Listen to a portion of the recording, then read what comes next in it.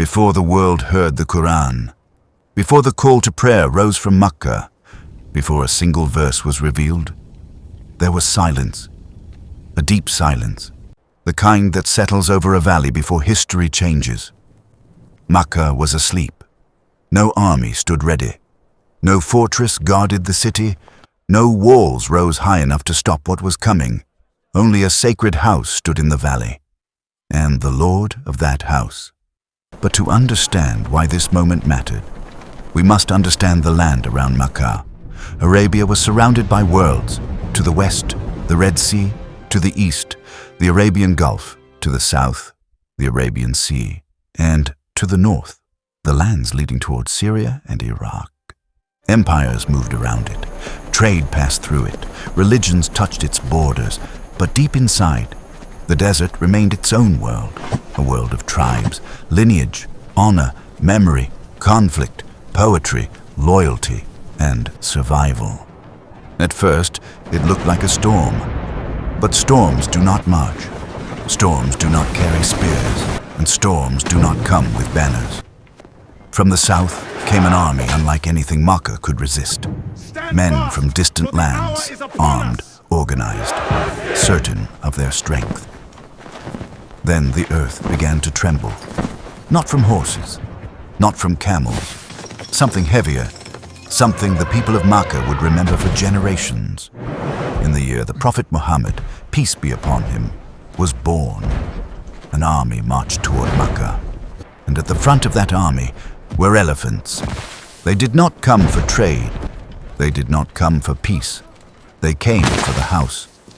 News moved through Makkah before the sun had fully risen, not as a shout, not at first, but as a whisper that hardened every face it touched. Abraha was coming, and he was not coming to negotiate.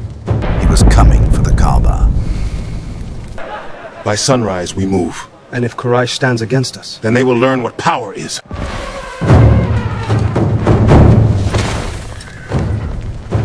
That is not a caravan. No. How many? Too many.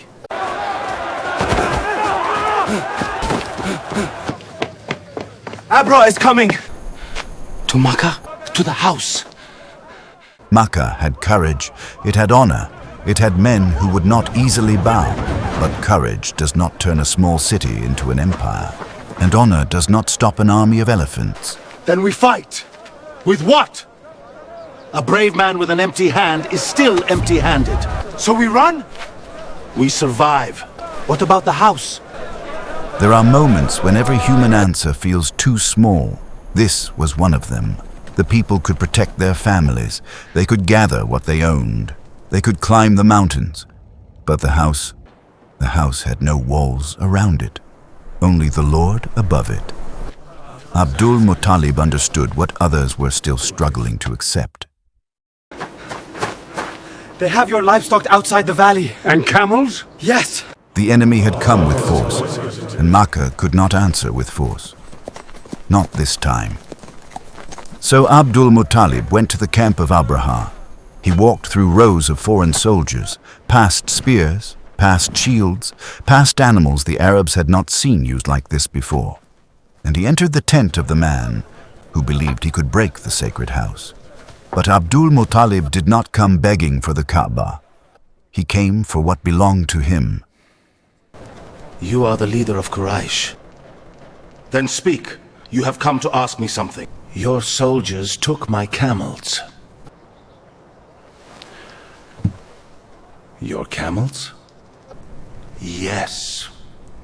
I came to destroy the house that gives your people their honor. And you speak to me of camels? The house has a lord. And he will protect it. He will not protect it from me.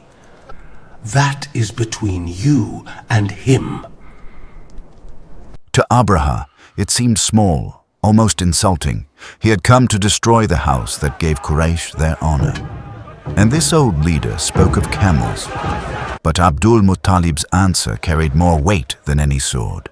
The camels belonged to him, so he would ask for them. But the house belonged to Allah, and Allah would protect his house. This was not weakness, it was recognition. A man protects what belongs to him, but the house of Allah belongs to Allah.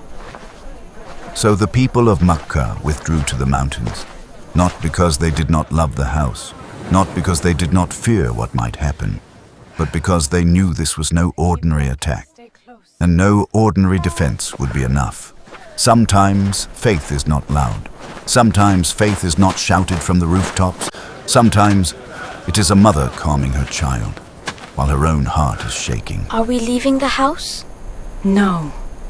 But we are going away. We are leaving it with the one who never leaves it. Will he protect it? Yes, and us. The army prepared to advance. The soldiers pulled their ropes. The handlers shouted. The elephants shifted in the dust. But the lead elephant would not move toward Makkah. It turned away from the city. It rose, turned back toward the Kaaba. It stopped. What is wrong with it? It moved all morning. Then move it now!